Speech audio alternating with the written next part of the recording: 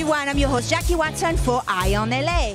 I'm here at the beautiful Tarzana in California where an incredible event is taking place, the Matthew Silverman Foundation. We're expecting David Arquette, Chris Jebb, Katie Clary and much more to support this incredible event.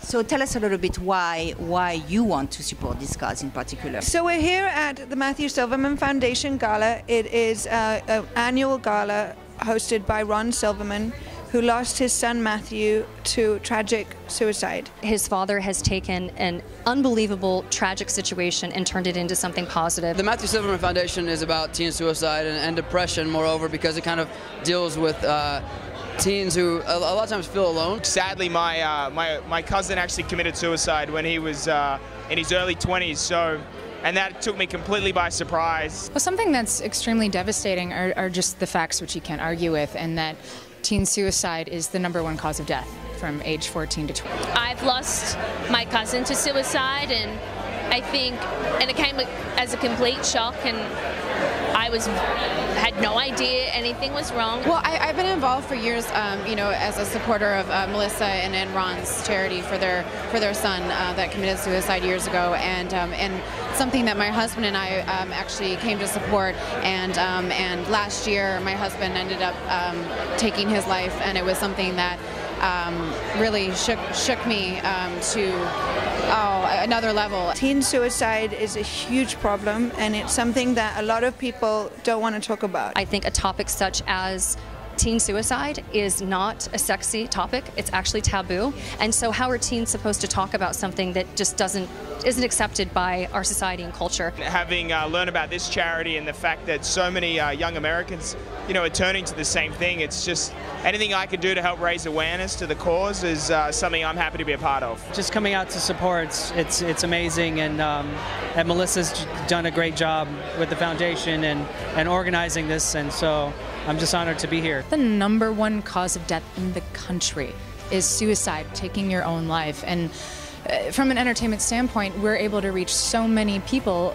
vocally and visually that if you can save one life, it's worth it. I think it's something so beautiful to put a voice behind and to let people know that, you know, it's okay not to be okay. For the parents that are watching us right now and would like to maybe learn something about how they could prevent that for their children, what would you say? We have to talk about it. There's not enough discussion about it. There's an unfortunate stigma that's still attached to suicide, so people try to hide, maybe go under the rug and not be obvious, and there are some few special people who are able to muster the courage to stand up and speak up, and that's what we need, more discussion about it and more active communication with young adults.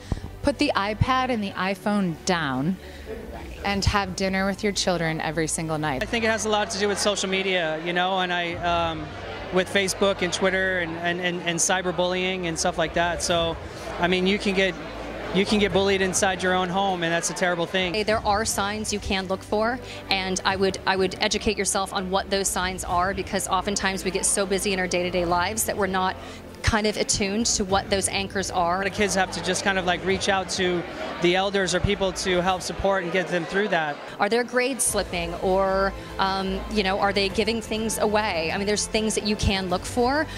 So I would just say to educate yourself and to know what those signs are. Would you know any of those signs? Yeah, I mean, two of those signs. One is if they're slipping their grades in school. If they start giving away personal belongings, that's a sign that they might be depressed. This story seriously really touched me, but I'm going to ask this question. If it's one thing you could do different today and you could advise the parents, what would you do? I think, honestly, you don't really know there's a problem because they don't talk to you about it. They keep it very closed up. So I think if I could take anything back, I would ask him more questions and learn from his silence that there's a problem. One thing that I didn't do, because bear in mind, when my son took his life, which was almost 9 years ago now, I didn't know anything about suicide. It was the farthest thing from my mind. So today I unfortunately know a lot about it. And what I should have done at the time, or would have done if I had another chance, is to say, Matthew, are you thinking about hurting yourself? If you think your child is depressed, ask them.